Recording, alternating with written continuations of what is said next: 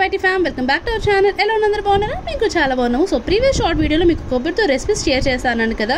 So first recipe వచ్చేసి కొబ్బరి లడ్డూలు అయితే షేర్ చేశాను. ఇది వచ్చేసి సెకండ్ రెసిపీ అన్నమాట, కొబ్బరి దోశ. సో మీలో ఎంతమందికి కొబ్బరి దోశ రెసిపీ తెలుసో కామెంట్ సెక్షన్లో డెఫినెట్లీ కమెంట్ చేయండి. సో ఫస్ట్ ఇక లేట్ చేయకుండా రెసిపీ అయితే చూసేద్దాము.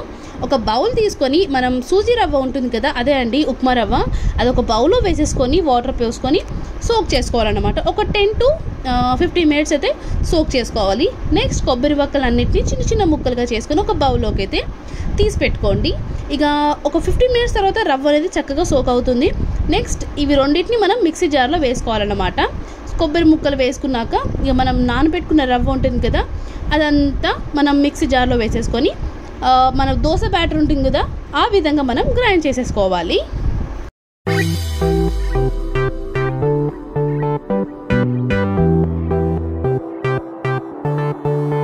కొబ్బరి దోశ బ్యాటర్ అయితే రెడీ అయిపోయింది. నెక్స్ట్ ఇందులోకి సాల్ట్ అలాగే ఈనో వేసేసుకొని కొద్దిసేపు పక్కన పెట్టుకోవాలి. సో ఇవి రెండు వేసాక కొద్దిసేపు కలుపుకోవాలి. కలుపుకున్నాక ఒక 5 minutes క్యాప్ పెట్టేసుకొని సైడ్ పెట్టుకోండి.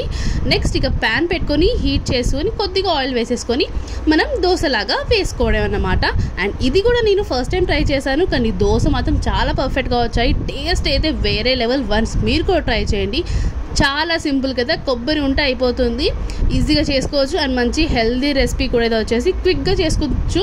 బ్రేక్ఫాస్ట్లోకైనా స్నాక్స్లోకైనా ఎప్పుడైనా వేసుకోవచ్చు. చాలా త్వరగా అయిపోతుంది. అండ్ టేస్ట్ విషయంకి వచ్చేస్తే చాలా బాగుంటుంది. అండ్ ఇందులోకి టమాటో చట్నీ అయినా పల్లి చట్నీ అయినా చాలా బాగుంటుంది. నెక్స్ట్గా దోశలా వేసుకున్నాక చుట్టూరా కొద్దిగా ఆయిల్ అయితే వేసేసుకోండి. అది కాలాక ఫ్లిప్ చేసేసుకొని ప్లేట్లోకి సర్వ్ చేసుకోవడమే. టేస్ట్ అయితే చాలా బాగుందండి. వన్స్ మీరు కూడా ట్రై చేయండి. సో ఫస్ట్ వేసాను కాబట్టి కొంచెం మందంగా వచ్చాయి. నెక్స్ట్ ఇక కొంచెం సన్నగా వేసాను, పర్లేదు బాగానే వచ్చాయి. టేస్ట్ అయితే చాలా బాగుంది. వన్స్ మీరు కూడా ట్రై చేయండి. ఇందులో ఇంకా మనం లైక్ బెల్లం అన్నా షుగర్ అన్నా వేసుకొని చేసుకుంటే ఇంకా బాగుంటుంది, లైక్ స్వీట్ దోశ లాగా. ఇంకా అది కూడా ట్రై చేయండి, చాలా బాగుంటుంది. మన ఎమ్మీ కొబ్బరి దోశ అయితే రెడీ అయిపోయింది.